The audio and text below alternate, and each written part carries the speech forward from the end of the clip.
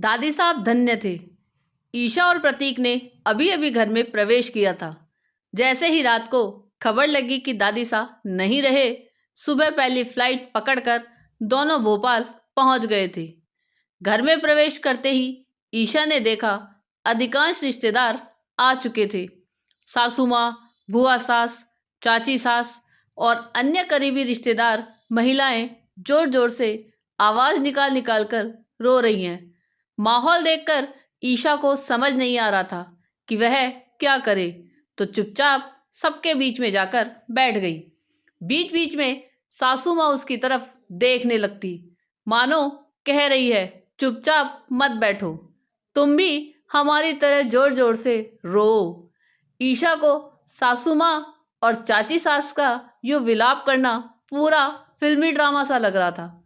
ऐसा नहीं था कि ईशा को दादी सा के जाने का दुख नहीं था, पर ऐसा ढोंग करना उसके बस का नहीं था। ईशा ने दादी सा के साथ बहुत ज़्यादा समय तो नहीं बिताया था, लेकिन दादी सा के लिए ईशा के दिल में बहुत आदर था।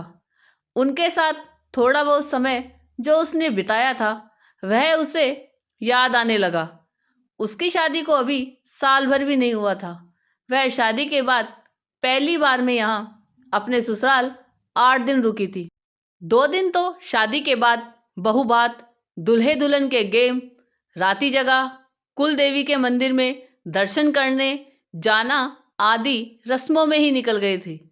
कुछ करीबी रिश्तेदार भी रुके हुए थे, इसलिए ज़्यादा वह घर के सदस्यों को समझ नहीं पाई थी। तीसरे दिन जब सभी रिश्तेदार विदा हो गए तो उसने देखा सासू माँ ने दादी सा को ऊपर के रूम में शिफ्ट कर दिया था। असल में दादी सा का रूम ऊपर ही था।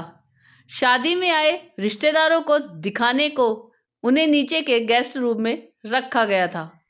जब तक ईशा वहाँ रुकी उसने कभी सासू माँ को दादी सा से ठीक से बात करते नहीं देखा था। सासू माँ जब भी दादी सा के आगे मुंह खोलती थी कुछ कड़वा चुपता ही बोलती थी। ईशा को दादी सा के लिए सासू माँ का इस तरह का व्यवहार अच्छा नहीं लगता था। दादी सा ने ऊपर जाकर अपने को कमरे में कैद सा कर लिया। सारा दिन वे भगवान का जाप करती रहती थी। भोला उन्हें खाना चाय ऊपर रूम में ही दे आता था। ईशा जब तक वहाँ रही कुछ देर दादी सा के पास जरूर बैठती थी। एक दिन वह दादी सा को कह रही थी, आप इतनी गर्मी में कैसे रहती हैं? यह इस रूम में एसी भी नहीं है, पंखा भी कितनी गर्म हवा देता है। आप नीचे क्यों नहीं रहती हो? 2 रूम खाली पड़े हैं, नीचे के रूम में एसी भी लगे हैं। सासू माँ ने सीढ़ियाँ चढ़ते हुए उनकी बात सुन ली थी और वह उस पर भड़क उठी थी। कहने लगी थी, क्या अब तुम डिसाइड करोगी कि इस घर में किसको कहाँ रहना चाहिए? नहीं मम्मी जी, मैं तो इसलिए कह रही थी कि कितनी गर्मी है, इस रूम में एसी भी नहीं लगा हुआ है। दादी सा नीचे रहेंगी तो अच्छा रहेगा। इस उम्र में उन्हें एसी की ठंडक सहन होगी क्या? कुछ सालों पहले गर्मी के दिनों में तुम्हारे ससुर जी जिद कर इन्हें नीचे ले आए थे, तब एसी में सोने से बहुत बीमार हो गई थी। तब से उन्होंने भी इनके रूम में एसी लगवाने का इरादा छोड़ दिया। तब भी मम्मी जी दादी सा नीचे रहेंगी और थोड़ी देर टीवी देखेंगी तो इनका मन लगा रहेगा। भगवान का नाम लेने की उम्र में क्या टीवी देखेंगी? आए दिन घर में मीटिंग और किटी पार्टी होती रहती है और इनकी खांसी की आवाज़ पूरे घर में गूंजती रहती है। इसलिए दादी सा ऊपर ही ठीक है। 4-5 दिन बाद पग फेरे की रस्म के लिए वो मायके चली गई थी। फिर वहाँ से सीधी दिल्ली चली गई, जहाँ प्रतीक की पोस्टिंग थी। बीच बीच में वह 2-3 बार भोपाल आई थी, पर 1-2 दिन के लिए ही।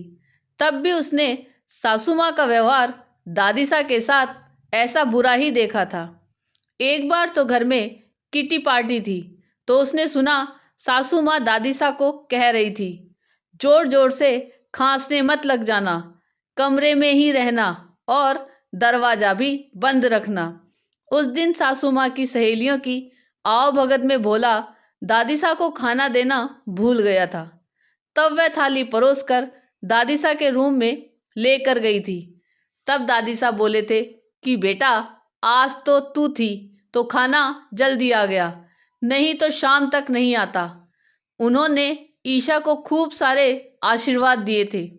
उसे आश्चर्य हो रहा था देखकर कि दादी सा को घर का एक बेजुबान निरीह प्राणी बनाने वाली सासू माँ आज बिलखती हुई कह रही थी, बाई जी, आपके जाने से तो मेरे घर की रौनक ही चली गई।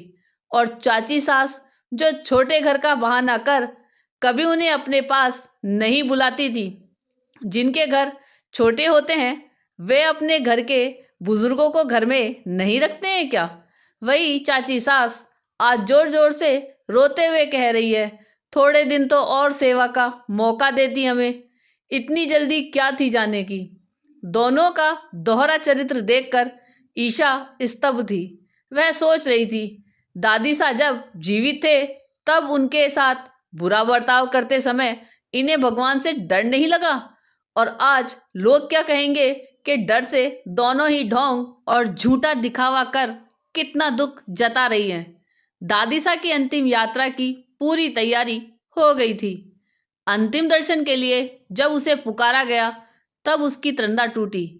अंतिम दर्शन करते हुए उसे फिर दादी सा की वह बात याद आ गई जब उन्होंने कहा था, बेटा, अपनी सास के साथ तुम कभी ऐसा बर्ताव मत करना जैसा वह मेरे साथ करती है। जैसी भी है वह तुम्हारी सास है। दादी सा, आप वाकई धन्य थे जो अपना बुरा करने वालों का भी कभी बुरा नहीं सोचते थे। इन्हीं शब्दों के साथ ईशा ने दादी सा को भावभीनी अंतिम विदाई दी।